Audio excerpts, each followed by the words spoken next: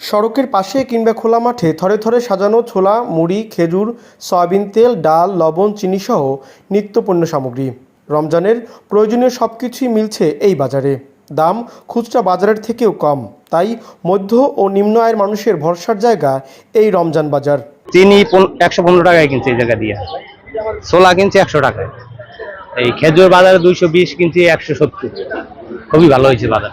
বাজারে আমাদের অনেক ঝামেলা হয়, গ্যাদারিং হয়, টাকার একটু মূল্য বাড়তি, এজন্য আমরা উপকৃত।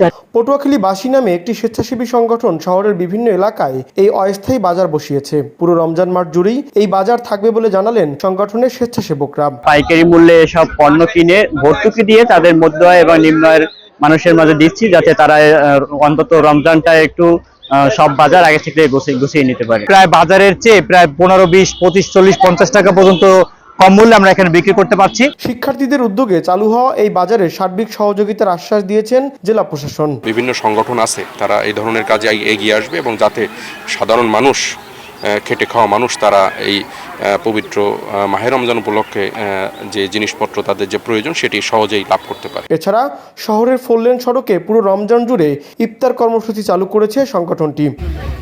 আব্দুস সালাম আরিফ, বৈশাখী সংবাদ, পটুয়াখালী।